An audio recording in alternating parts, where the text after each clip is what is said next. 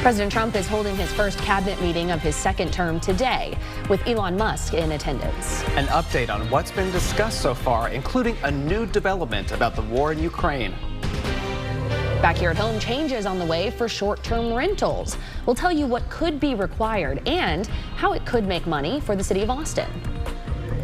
And we look at your rain chances over the next 7 days. You notice a little bit of a spike, but later than what we had originally forecasted. I'll tell you why that move happened coming up.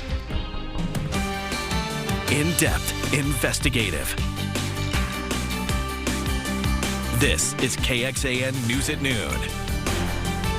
We're learning a child died overnight as the result of a growing measles outbreak in West Texas. That outbreak has now infected more than 120 people, according to Texas health officials, and most of them are children. The State Health Department of State Health Services shared the child was school-aged and not vaccinated. That child was hospitalized last week in Lubbock. This outbreak now spans 9 counties in Texas, but it began in Gaines County, a rural part of West Texas where most of the cases are concentrated. Experts say measles is spreading largely in that area's Mennonite community. We spoke with a local pharmacist about the measles in our earlier show, and that'll be on KXAN.com shortly if you'd like to check it out. Today, President Donald Trump announced that Ukrainian President Volodymyr Zelensky will visit the U.S. on Friday and that he'll sign an agreement regarding rare earth minerals. The announcement came at the first cabinet meeting of Trump's second term. Billionaire Elon Musk is attending that meeting. Musk and the Department of Government Efficiency, will remind you, are not an official part of the president's cabinet. The tech billionaire's presence at the meeting, though, comes amid efforts to make major cuts to the federal government. NBC News reports Musk spoke at the meeting to lay out his priorities. He said, quote, "We will make mistakes," but added that, quote, "we will fix it very quickly." As an example, Musk said DOJ accidentally canceled Ebola prevention efforts at USAID before restoring that program. Musk also said the department plans to send another email to millions of federal employees demanding they list 5 accomplishments from their work week. President Trump said employees who don't respond could be gone. Earlier this week, the White House press secretary said Musk does not have the power to hire and fire federal workers. She noted the president would defer to his cabinet members. Trump also stated that his planned tariffs on Canada and Mexico would be moving forward. All of this coming out from this cabinet meeting that's ongoing today. A number of those tariffs could be implemented on April 2nd. Going in depth here, Musk and DOJ have come under fire recently due to efforts to cut thousands from the federal workforce. Musk and his team published a list of how much they claim to have cut from federal spending, but according to the New York Times, DOJ made an edit to that list this week to remove its 5 biggest savings after multiple outlets reported some errors. Nearly 40% of the contracts that DOJ canceled so far are not expected to result in any savings to the federal government. That's according to an analysis of the government's data. 21 members of what was the U.S. Digital Service before it became DOJ have now resigned in protest, claiming in a joint resignation letter that they won't use their technical expertise to, quote, compromise core government systems, jeopardize Americans' sensitive data, or dismantle critical public functions and services. They went on to say, quote, "We swore to serve the American people and uphold our oath to the Constitution," according to across presidential administrations. However, it has become clear that we can no longer honor those commitments, they said. Musk responded saying, quote, "These were dim political holdovers who refused to return to the office. They would have been fired had they not resigned." President Trump signed more executive orders yesterday in the Oval Office. The first strips the security clearances for attorneys at a Washington, D.C. law firm that assisted special counsel Jack Smith's investigation into the president. He also signed 2 other orders, one regarding copper imports and protecting the American manufacturer, another on price transparency in the healthcare industry. Trump is also expected to sign more executive orders later today. First warning weather. Looking live out over downtown Austin, we have a gorgeous view today, and those temperatures are creeping up even just from our last hour, from 70 to 75, according to the temperature gauge there on your screen. Freddie, Man, 75 degrees. It's not looking good for us. I'm starting to feel like we may move into the 80s more than anything else. Yeah, I'm not thrilled with this. I take no solace in any of this, I promise. Let's go ahead and take a look at what everyone else is at. Obviously, we're looking at 75 out towards the airport, but Austin, 76 degrees. We had originally forecasted a high of 79. We still have 4 more hours to go. I'm assuming we're going to move up into the 80s. I'll keep watching that number. 78 already in Mason, and Llano at 81. They're laughing at us, though, because yesterday they were in the mid-80s. San Saba at 78, Lampasas at 74, Bastrop at 71, San Marcos at 75, and Rockdale at 73 degrees. But it is warm outside. It is still very sunny out there, and the front is still a bit farther away, so we're not going to see that big change until later on this evening into tomorrow morning. Allied Medical Emergency Room camera out in Bastrop, mostly sunny, a few little wisps of clouds out there, and this is what it looks like as we look at our satellite and radar. And we had a decent amount of cloud coverage out towards the eastern counties, but that's kind of fallen apart. A bit more out towards Lampasas, Burnett, and San Saba, which is why they're a bit cooler compared to those in Llano and Mason, and a bit more cloud coverage down towards I-10. And as we look out throughout the rest of the day today, we are fully anticipating temperatures to continue to move back up. Again, I may have to adjust these temperatures up a bit more. We're already at 75, 77 at 2 p.m. By 4 p.m., 79. By 6 p.m., 74 degrees. So we're going to be discussing that next front on the way for tonight, the rain chances. I have an update on that, and then another front that'll be arriving next week. That's all coming up in your First Warning Weather. Freddie, Austin is working to regulate short-term rentals. Tomorrow, the city council will vote on some changes for companies like Airbnb and Vrbo. The city says there are potentially thousands of them operating that are unregistered right now. And now the city would like to make sure it's getting part of the profits. One of the changes that the council is considering would require properties to register with the city and listings to include a city permit number. Another change would directly affect people who rent out several properties, especially if they're next door to one another. Those properties would have to be at least 1,000 feet from each other if this is all approved. One of the big changes would mean these rental sites could collect a hotel occupancy tax. That would result in extra revenue pumped back into the city. That has been a huge boost for us here locally to fund our preservation projects, our arts and culture and live music fund. Mayor Kirk Watson has expressed some concerns over how quickly this process is moving.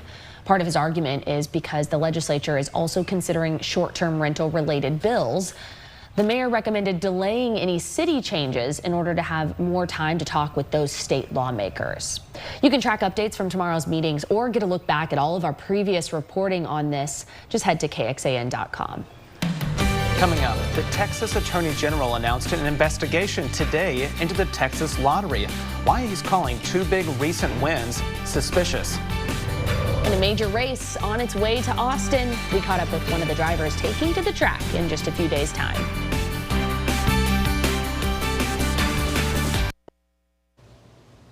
Welcome back, everybody. We are just a few days away from a major race going on right here in Austin. The NASCAR Cup Series is coming to the Circuit of the Americas. KXAN's Freddie Vela was able to speak with one of the drivers.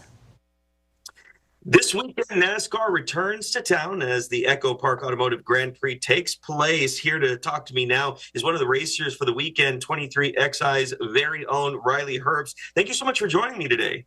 Yeah, thank you for having me. You know, so you've raced on this track before. Does that actually dictate how you prepare for this weekend? I would say so, but it's actually going to be a little interesting this time because there's a new layout for all of us race car drivers this weekend at COTA.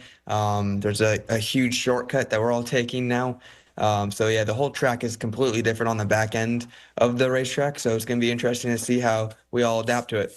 You know, before you actually raced in the Xfinity Series, before making the jump to more of this Cup Series, what's been the biggest difference for you, and what's that mentality got to be like for you? The biggest thing is just the competition. It's so high. This is the highest level of stock car racing in America, and but it's been a lot of fun. It's been a good first 2 weeks, solid start to the season, and hopefully we can do it again this weekend up at COTA. So the Daytona 500, you were so close when the white flag came down. Talk to us about what happened and what went through your mind. Yeah, it's always fun to put yourself in position there at the Great American Race. We had a decent race going and got made some mistakes there on that white flag lap, but ultimately we were able to save the race car and come home across the finish line with a solid day and something to build off of that we did at Atlanta as well. So, like I said, it's kind of like a progress thing, and hopefully we can continue up the ladder this weekend at Coda. So you just signed with 23XI just a couple months ago. How did this deal come about, and what is it like now being surrounded by these legends? It's awesome. Everybody at Airspeed and 2311 has been phenomenal, and it's so cool to walk into this place. And I'm just so grateful to be a part of a race team like this and be surrounded by such good people. So obviously it's this weekend, we're really excited. It's coming up. What's it like now coming in knowing that you have a great team behind you? Well, it just gives you all the confidence when you show up at the racetrack and your race cars are fast and you're surrounded by really good people, really smart people around you on your race team with my teammates who are very talented and really good race car drivers, and gives me an opportunity to learn from them with Bubba and Tyler. So excited about the whole year ahead, and especially this weekend at Coda. Awesome. Well, we can't wait to see you race. Riley Herbst, thank you so much for joining me today. Thank you. Yeah, thanks for having me. Good stuff. Nice and job. Freddie, you're going to be out there. Super excited for this. I've been able to talk to a lot of the racers that are talking about their excitement for this. For a little bit of insight for everyone who doesn't know, they're actually changing the track itself and the design of what they're going to use this time. So it's a little bit condensed, more on the national level compared to what they were doing before. And that's going to allow for 50% more action for the audience to be able to see compared to previous times where the racers would have to go super far out. Wow.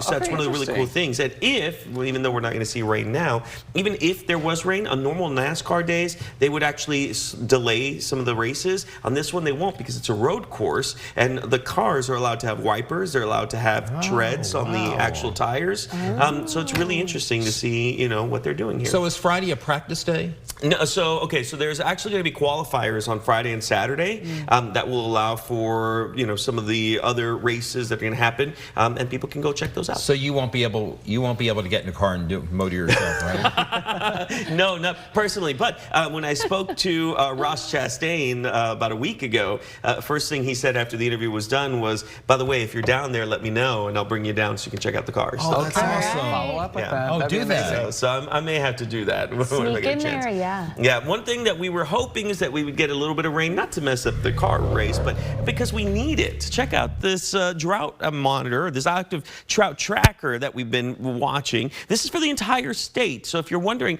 how much of the state itself is within some type of drought, it's 42.52% of the entire state is still within some type of drought. This number I'm expecting to go up tomorrow as we get the newest drought monitor that'll filter in. We still have extreme and severe conditions here, unfortunately. As we look at current temperatures, no rainfall today, but temperatures on their way up. 81 in Llano, 78 in Mason, 73 in Fredericksburg, 76 in Austin, and 71 in Bastrop for the day itself.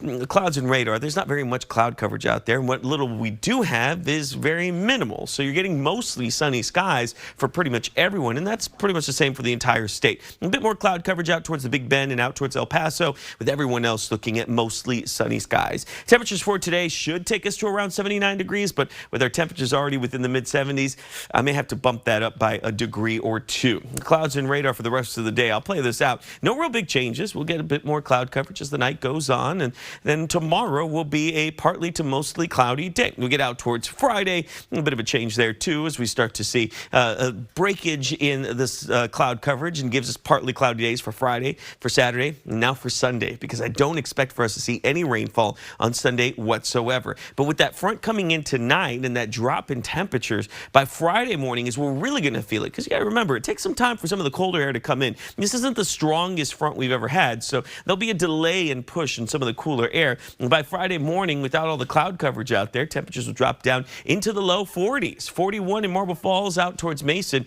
compared to about 46 as you get into the metro. And then we look out towards the weekend. I did mention no rainfall anymore on Sunday, but the rain chance is still there ahead of that next front, which will be mostly from Monday going into Tuesday and even into Wednesday. And we'll see a line of thunderstorms that'll pick up ahead of that next front. And after the front comes in, drier conditions behind. Here's a look at your 7-day forecast really quickly. 79 on Wednesday, 67 on Thursday. After that front comes in, by Friday, Ramadan, we're looking at 74, Saturday 78, and as we get into Monday and Tuesday, temperatures back up to around 78 to 81 degrees. Let's go and send it over to Rich Siegel.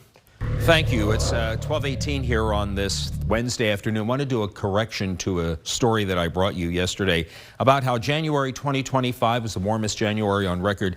The numbers that I had in Fahrenheit for the difference from 1991 to 2020 and from the pre-industrial levels were extremely off because I forgot the second part of the calculation. So it works out to be we were 1.4 degrees Fahrenheit higher in January 2025 and the Januaries from 1991 to 2020, and 2.15 degrees higher than the pre-industrial level when data was being kept from between 1850 and 1900. So I just wanted to make that correction. Will? All right, thanks so much, Rich. Coming up, big steps towards safety and transparency. Why the Texas Medical Board is revising its guidance about Botox, and why health advocates say they'd like the new guidelines to come sooner.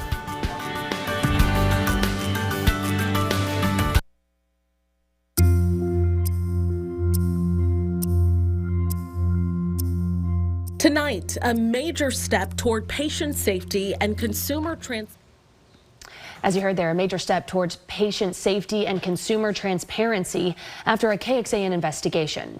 The Texas Medical Board just revised its guidance for practitioners in facilities offering services like Botox injections. The revised rules clarify such procedures are considered medical and must be administered by a Texas licensed physician or others qualified to inject under a doctor's supervision. Facilities where injections happen must now post the name and the board license number of the delegating physician in all public areas and treatment rooms. All advertising must also feature that physician's name, and all staff members must wear ID showing their name and credentials. It was filed back in November. Dr. Kelly Green is an ophthalmologist in Marble Falls. It got referred to Business and Commerce. And in the last few weeks, she's had her eye on Senate Bill 378, which would prevent barbers, cosmetologists, and estheticians from administering Botox and other injectables unless they're licensed or authorized to give the shots. I have had patients who've had their eyelid come down from Botox done elsewhere. Patient safety is why Dr. Green says she co-founded Texas 400. The grassroots group of doctors advocate for patient protection legislation. It's considered, medical. It's not considered cosmetology. So it's not appropriate for someone with no medical training at all to be doing. Anyone can get trained to administer Botox in the state as long as it's under the supervision of a medical professional, like a physician assistant, an advanced practice registered nurse, or a doctor serving as a medical director in case there are complications. We previously shared the story of a woman who had a medical emergency in Dublin, north of Austin. Everyone was just kind of panicking and was like, oh my gosh, what's going on? And then the EMS and police arrived. The woman wanted her privacy protected, but told us she fainted after getting a Botox treatment at a shop in town. An EMS report says she had a seizure and was vomiting. The police department launched an investigation into whether or not the injector was practicing medicine without a license. That investigation is ongoing.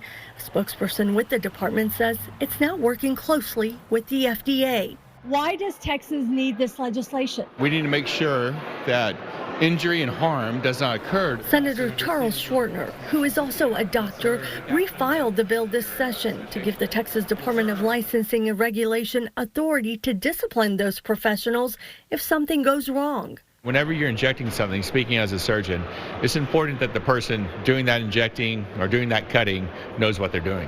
Cosmetologists wouldn't be able to do something more invasive than a facial or other, waxing. Dr. Green says it's time for more oversight. Some of this is being done in hair salons, boutiques. We'll have like a little closet set up in the back where people are getting Botox. It's completely bonkers.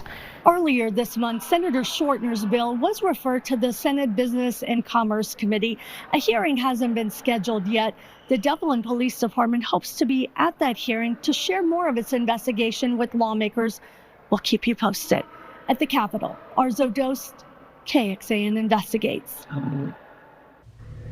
Arzo, thank you so much for your reporting. Beyond the revised guidance we told you about at the top of this report, the Texas Medical Board can take action against doctors and other individuals who either improper supervision or the unauthorized practice of medicine. Since our reporting back in May, the TMB disciplinary records show that more than 20 new actions taken against individuals or physicians specifically related to med spas or non-surgical cosmetic procedures. KXAN investigators have not found any action related to the Dublin case, and a TMB spokesperson says the agency cannot confirm or deny any complaints or investigations until action has been taken. You can find our complete coverage of this by heading to KXAN.com. Click on the story that you'll see in our investigative section. Coming up, a near miss at a major American airport, the latest in a long string of recent airline incidents. What the FAA said is the cause behind this latest trouble.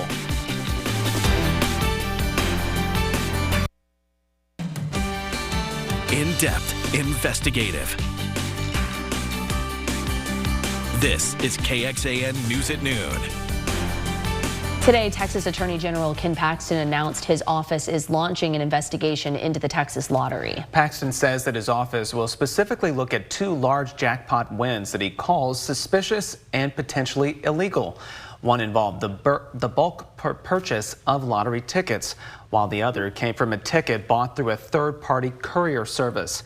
Paxton says the investigation will look into whether this broke any state or federal laws, as well as the process that allowed the winners to buy a large number of tickets in a short amount of time. In a statement, he wrote this, quote, "I am deeply concerned about the integrity of our state's lottery system, especially when it appears that non-citizens have shown that they are attempting to rig the system to win on demand." We're also hearing pushback about a new directive from the Texas Lottery Commission after it turned off the apps Lotto courier services use. Yesterday, the Jackpocket app asked its users to send an email and share their thoughts with the governor and the lieutenant governor. One Lotto player tells us Jackpocket was his only easy option to try to hit it big. It was great because since I do have visual impairment and such, it's convenient for instead of having to, go down the road or take a bus or something like that, just say, okay, here, there's a big jackpot, let's play. A Senate committee already approved a ban on Lotto couriers, but those couriers want lawmakers to regulate rather than ban the apps. Going in depth now, before 2015, all state lottery games had a simple way to play. Then, 10 years ago, the Lottery Commission let players select numbers electronically. In 2020, it allowed all Texas lottery draw games to be played through phone apps via those couriers. A Houston Chronicle investigation showed that in 2023, a group of investors gamed a $95 million jackpot by spending nearly $26 million to buy almost every possible number combination. At the end of last week, a Texas lottery commissioner resigned amid all the raised scrutiny that's happening right now. Then on Monday, the Texas Lottery Commission moved to ban courier services. Governor Greg Abbott says he is confident he will sign a school voucher bill this year. That is despite past attempts failing to clear the Texas House. The governor spoke last night at the Texas Republicans' legislative dinner in Georgetown. The steeper hill to climb has always been the Texas House. This time, they have a leader armed to get it across the finish line, and that is Chair Brad Buckley. As you heard there, Republican Brad Buckley of Bell County chairs the House Education Committee. Last week, he filed a bill to use taxpayer dollars to pay for private school tuition. The Senate already passed its version. Buckley also filed a bill to add billions for public schools, but opponents say the package does not do enough to help public education. Also at last night's dinner, Governor Abbott said local governments, he believes, should hold any tax increase elections in November when more people head to the polls to vote. First warning weather. Want to take you out live now over downtown Austin, where we are seeing those beautiful blue skies and the temperatures that I cannot believe we are seeing in February. Yeah, and that 75 right there, I believe, from the temperature gauge is really blowing my mind. So we want to check in with meteorologist Freddie Vela, who's following all this for us. Here's the other thing we've been watching is sunsets as well, because the days are getting a tad longer. Tonight, our sunset is 6:27 p.m. As we look out towards next Sunday, it's actually our next sunset after 7 p.m., and that's because we're going to spring forward by an hour, and that's going to take us to about 7:35 p.m. By June 22nd through July 8th, we're looking at sunsets at around 8:36 p.m. and then it all jumps back down on November 2nd when we're looking at a sunset of 5:42 in the evening. All right, here's a live look right now out of our West Shore Homes camera in central Austin with just a few wisps of clouds out there. Temperatures right now still sitting at around that 76-degree mark in the downtown area. 75 in San Marcos, Fredericksburg at 75, Georgetown now at 74, and Bastrop at 74 degrees as well, with clear skies for pretty much all of them. We had a little bit of cloud coverage here and there, but overall we are looking at this trend to continue over the next couple of days, even with our temperatures taking a little bit of a tumble thanks to a front that's going to come in tonight. And we're expecting to move back up to around 76 degrees by Sunday with mostly cloudy skies. Coming up, we're going to be discussing that front that I just mentioned and when it should arrive tonight, a rain chance update because it's no longer going to be on Sunday anymore, and then another front that we expect for next week. That's all up in your first warning weather. Freddie, thank you. We're learning more about a near miss at Chicago's Midway Airport yesterday. Take a look at this video. A Southwest Airlines jet was coming in for a landing, and as it was about to touch down, the pilot had to abort the landing and climb dramatically to avoid colliding with a private jet that crossed the runway. The private plane, operated by FlexJet, entered the runway without authorization. That's according to a statement from the Federal Aviation Administration. I just feel very thankful for who we had flying our plane. Yes, and I was already kind of anxious going on the plane just because of what's been happening this year so far with all the flights, crashing and things happening. So I was already anxious. And then when that happened, I was extra thankful, very thankful for the pilot and everyone who was involved. The FAA is now investigating this incident. You may remember Austin had a near miss at our airport in 2023. You can read the NTSB report from that incident and more of our coverage of the ongoing issues with air traffic controllers. All of that is online at KXAN.com. As the Austin Metro keeps booming, all that growth may put more nature at risk in our area. To make sure it's protected, the city of Austin is buying what it calls vulnerable plots of land to become conservation easements. That means the land can never be developed. The city just bought 220 acres from the owners of the Shield Ranch. That is a 6,600-acre tract of protected wildland, home to 10% of the Barton Creek watershed. This was the final conservation purchase connected to a 2018 bond. This is a way that we can realize a portion of its value, which matters to the family, and still see it protected for future generations of our family and the larger community. We have about 35,000 acres of either lands that we own and manage, that Austin Water manages, or that are conservation easement partnerships. And this land we're talking about here has been with the Shield, Ayers, Bowen family for nearly a century. They said around 98% of it is protected and cannot be developed. Going in depth on some protections, a Central Texas nonprofit wants legislation supporting long-term housing affordability and water supply protection. In a report, the Greater Edwards Aquifer Alliance says it appreciates the work lawmakers are doing to tackle the housing issue in our state, but it recommends it be paired with water protections. Those recommendations include increasing housing density in urban core areas and stronger statewide residential building codes and standards. Austin is set to host South by Southwest next week. But after this year, it's going to have a very different look. Yeah, we are now learning more about the ongoing renovation at the Convention Center in downtown Austin. City leaders say they are striving to create a convention center worthy of the Texas capital city. The City Council is getting its first look at the designs for the center's expansion. This will take the Convention Center from 365,000 square feet to 620,000 square feet, with room to grow even more in the future. An architect involved with the project emphasized how the new design will connect the indoors and the outdoors. Even some of the pre-function spaces are outdoors so that people are constantly moving indoor, outdoor, experiencing our larger urban environment. The center will close in April for the early stages of demolition and construction. Construction is expected to last through 2028. The budget is $1.2 billion. It is completely funded through hotel occupancy taxes and convention center revenue. Coming up, an overwhelming vote to stay the course. We'll tell you what Apple is doing with its diversity, equity, and inclusion programs. And after this, we'll tell you about an effort to rent out chickens here in Central Texas.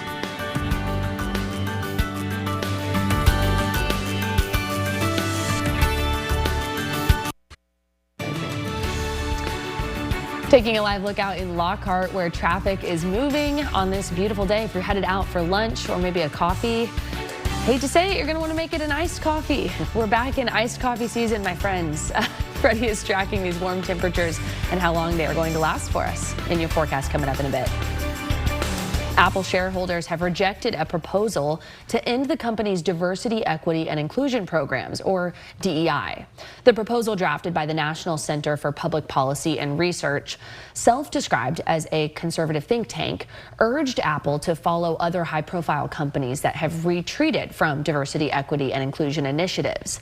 This comes as the Trump administration is pushing to scrub corporate programs designed to diversify its workforce. In a regulatory filing submitted Tuesday evening, Apple disclosed that 97% of the ballots cast were votes against the measures. Apple joins the likes of Delta Airlines and Costco, who have said they will continue their DEI and diversity efforts. A company is giving the people in Central Texas the chance to have their own chickens without that long-term commitment. Rent the Chicken, as it's called, allows renters to adopt 2 to 4 eggs-laying chickens for the summer. You also get a portable chicken coop, feed, water, and food dishes. Plus, this is important, instructions for how to properly care for them. Helpful. Yeah, we want them cared for well. One owner says her backyard flock has not been affected by avian flu this season. She will be reminding renters to take biosecurity precautions. That includes things like changing shoes, keeping the birds close to home, don't let them wander. The chickens get delivered to renters in May, and they are returned to their owners in October. So maybe if you've ever thought about putting a coop in your backyard, there's a test run, almost like fostering. That's a little right. bit. Yeah. But you have to have a backyard. Yeah. I don't have a backyard. I have a front yard, but not a backyard. I live in a condo complex. I have some neighbors that have chickens, and it's really sweet. They have chicks sometimes in the spring, and they sneak into our yard, and we have to protect them from our dogs. So that is quite the adventure. But it's fun to hear them, and you hear them hanging out there. I grew up with chickens all around me. I don't know. I think You're not going to take them up on the rentals. That time has passed for me. Thank you very much. I got too attached to the chickens. Growing up, that's not as much fun. Let's go ahead and take. Oh, by the way, upcoming in March, we actually start to see the unofficial start of severe weather season. So I have some tips for everyone. It's something that they can learn a bit more about for today through our First Warning Weather University. Now, the severe weather season actually unofficially starts in March, and it actually runs through the start of June. Well, you can see hail, tornado, multiple wind threats, and so much more. And of course, flash flooding is also possible.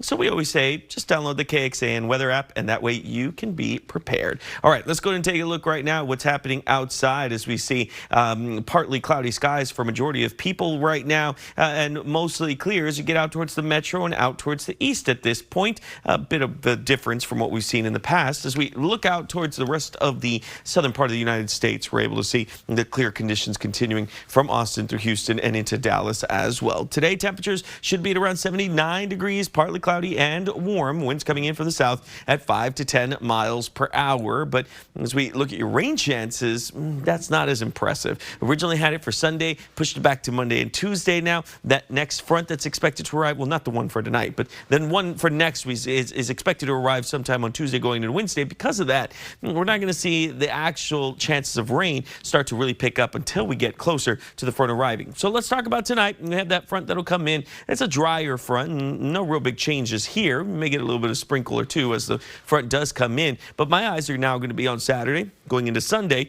we see mostly clear skies out there. And then we get out towards Monday into Tuesday. And then our rain chances start to pick up at that point. We're seeing a majority of the rain chances farther up towards the north. But as we get closer to that front arriving, we start to see that peak, especially as we get out towards Tuesday. Around midday, we start to see that lift. We start to see the instability start to occur. And the front comes in. After the front, we're expecting clearer skies. This is Wednesday by 9 a.m. The front should be moving through at that point, and then mostly clear right behind it overall. So as far as the amount of rainfall, that's not impressive as well. We're looking at 1/10 of an inch of rain or less for a majority of us, with the bigger chances of rain farther up towards the north. Your low temperatures as well will dip as we see that first front arrive today. So tomorrow, temperatures will be down into the 50s to start off the day. But again, it's going to be a much cooler day tomorrow. And then we get out towards Friday morning. We're looking at 46 degrees out there before we start to see the rise one more time. 55 as we get out towards Sunday morning. Here's a look at your 7-day forecast. There's the one drop. That's the only one we're watching. After that, we're rising back up 74 to 78 as we go into Friday and Saturday, first day of Ramadan. And we get out towards Sunday, 76. By Monday, 78 degrees. And by Tuesday, we're looking at 81 degrees with a 20% chance of rain. Rich? 12:49 here on this Wednesday afternoon. We are looking at a very calm day across the country. A check of temperatures were unseasonably warm in the northeast today with 50s and 60s there. Chilliest air is in the northern plains back into the central and northern Rockies, and very little precipitation today. There's not much going on. It's just a few isolated areas of rain from Illinois on into Indiana, Ohio, moving into Pennsylvania, southwestern New York, seeing a little bit of snow around Buffalo and Watertown, and we're seeing a little bit of that snow lingering in parts of Michigan, and a little bit of rain back behind that in some warmer air. I don't anticipate that there will be too many issues for the Flyers today, as we have very little in the way of delays. It's just showing up for Omaha, and that's about it between 3 and 6 o'clock. And then as we get into the evening, that yellow turns to green. So this is going to be a good day to fly, I think. And just always check with your air carrier for those potential delays. Will? Thank you, Rich. New research is helping uncover why one of Earth's celestial neighbors is red, how the red planet got its hue, and what it has to do with water. And some new additions to a major zoo. We'll tell you what makes this pair of little penguins so special. Can't wait for that story. Coming up tonight on KXAN, Chicago Med starts at 7, Chicago Fire after that, Chicago PD at 9, and then, of course, we'll take back over for KXAN News at 10.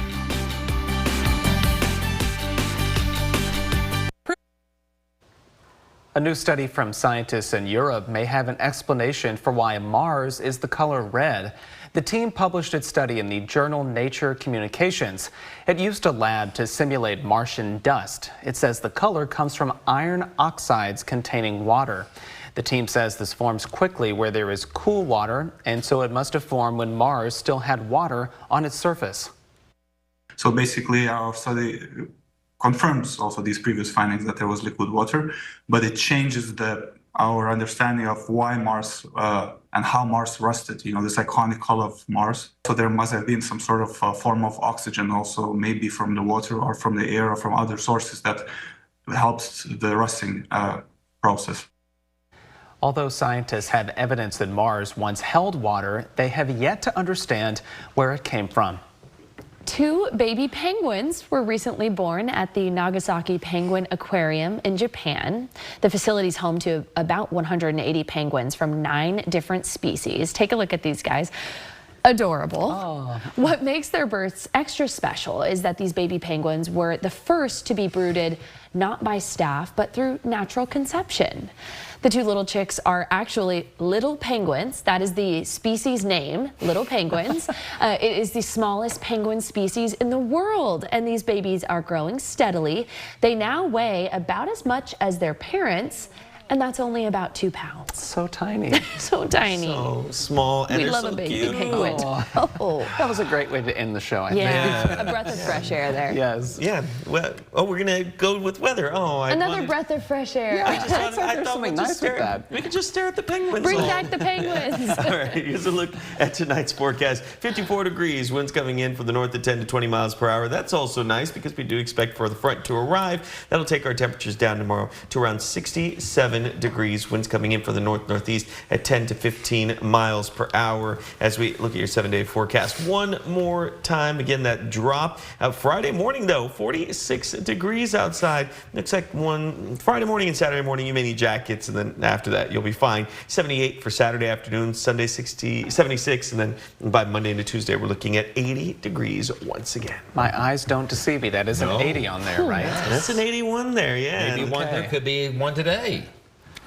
That's true, there. yeah. We might get there. In some parts of our viewing area, I think there will be a few 80s where there were no clouds this morning. Oh, very interesting. Just thought I'd throw that out there. It's already 80 degrees out towards Mason and Llano. We're looking about 80 to 81. And I made the joke earlier that they're laughing at us that we're worried about 80s because yesterday they were in the mid 80s. Yeah. They were dangerously close to moving into the 90s. So, yeah, this is a trend. By the way, February ends this week. March begins. Wow. Make sure you're ready to say whatever magic words you like to say on the first day of the month.